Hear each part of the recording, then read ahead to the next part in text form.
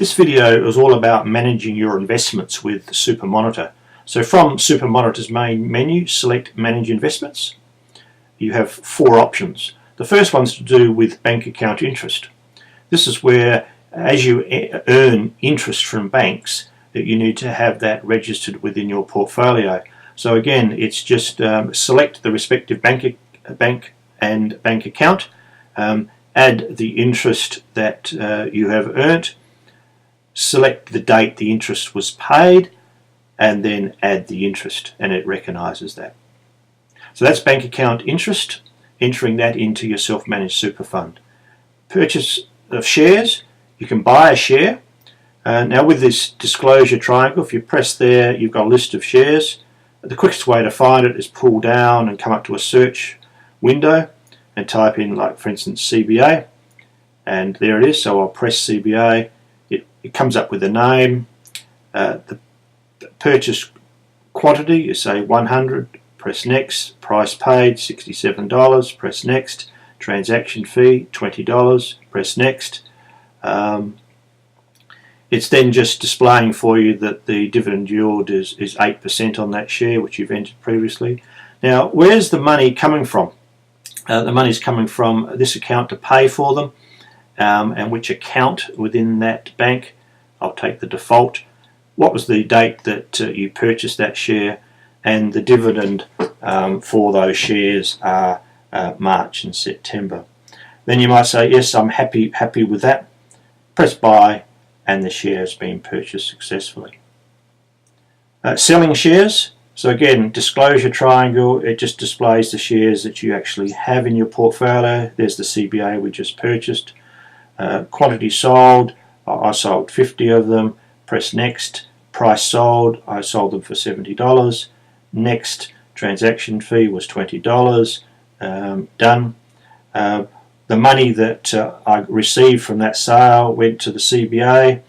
Which account in the CBA? I'll just take the second one here. Done. And what date was the sale took place. Press sell, and therefore those shares have now been sold.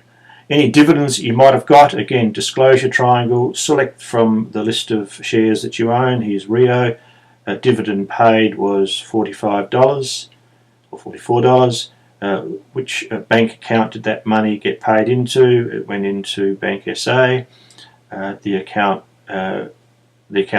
number was this one. Done.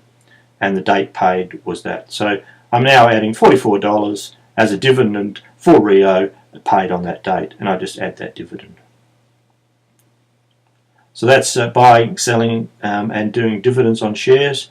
Now, with managed funds, again, you have to buy. Now, here there's no disclosure triangle because there's no, you have to enter the fund code, the fund name, the quantity purchased, paid, the transaction fee, the estimated dividend yield, which bank you purchased them from, which bank account you purchased them from, and when were those dividends likely to be paid.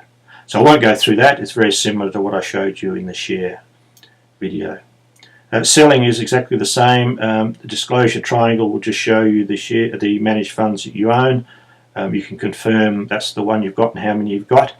You can enter the quantity sold, the price sold for them, the transaction fee, and which bank you sold those, the money received from that sale, which bank account was it paid into, and the date.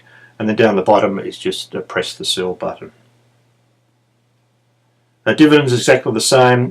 Disclosure triangle, find the respective, I only got one, so I'll press done. What dividend was paid, which bank account was it paid into, what date it was paid, and press add. Now, in comparison to shares, the unit prices are being updated daily. However, the managed funds need to be manually updated. So if you've got a reasonable number of managed funds, you'll need to come in here, select the managed fund that you've got, and just update. It tells you the quantity you've got, the price you did pay for it, and the new price and the date, and you can update the prices. So that's the only difference between shares and managed funds, is with managed funds you have to update the unit price manually. And finally, other assets. You can buy other assets. Again, you just enter in the description. It might be, painting a home, some furniture or whatever it is, the price you paid for it. If it's where you're likely to get some income from it, you may enter the income. And because you've purchased it, where did the money come from to purchase it, and then press buy to buy that asset. So now you've got some money coming out of a bank account to pay for it, and you've got an estimated monthly income stream for your cash flow as well. Selling your asset, again, disclosure triangle, select it. In this case I've only got one, press done, and then you can put the price sold and the money went into this bank account and what date you were sold. So that's really the managing of your investments, which is made up of just adding any interest that you've earned against your bank accounts, buy, selling, and dividends for shares, buy, sell, and dividends for managed funds, updating unit prices for managed funds, and other assets, just buying and selling those.